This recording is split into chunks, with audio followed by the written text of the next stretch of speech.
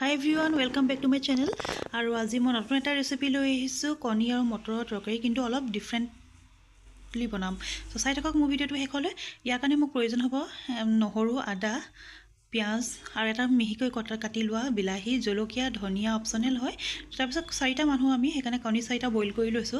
কণীটো কুহুম আৰু বগা অংশটো বেলেগ বেলেগ কৰি লৈছো। বগা অংশটো মিহি মিহিকৈ কাটি লৈছো, পনীৰৰ নিচিনা টুকুৰা টুকুৰ কৰি ল'ব। তাৰ পিছত মই মটৰ গুচাই লৈছো।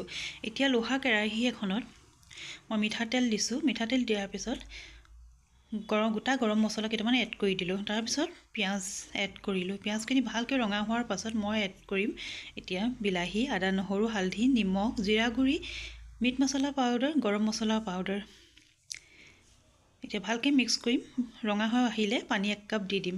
ইয়াতে মই আলু এড কৰিছোঁ আৰু অলপ আলুখিনি সিজাৰ পিছত মটৰ এড কৰি দিম। ভালকৈ মিক্স কৰিব। মিক্স কৰাৰ পাছত অলপ ঢাকি দিম যাতে ভালকৈ ভাপত সিজে। এতিয়া আকৌ মই 1 গিলাচ পানী দি দিছোঁ।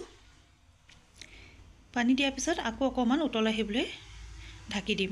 এতিয়া টুকুৰা টুকুৰ কৰা বগা কণী অংশটো মই ইয়াত এড কৰি দিম। এড কৰাৰ পাছত শেষত কুহুমখিনি মই মিলাই দিম। তাৰ ওপৰত মই মিহিকৈ কুটি লোৱা ধনিয়া এড কৰি দিম গাৰ্নিছৰ কাৰণে। এনেকৈ এবাৰ বনাই চাবচোন, খাই বহুত সোৱাদ লাগে। ৰুটিৰ লগত হওক, ভাতৰ লগত হওক, আপোনালোকে সকলোৱে খাব পাৰিব। আৰু হঠাৎ আলহী আহিলে এনেকুৱা এটা ৰেচিপি বনাই দিলে আলহীয়ে ধৰিবই নোৱাৰিব যে কণীৰ তৰকাৰী নে পনীৰৰ তৰকাৰী। আৰু আজিলৈ ইমানেই। আশা কৰিলোঁ আপোনালোকে ভিডিঅ'টো ভাল পালে ছাবস্ক্ৰাইব কৰিব, লাইক কৰিব, শ্বেয়াৰ কৰিব। See you soon on my next vlog.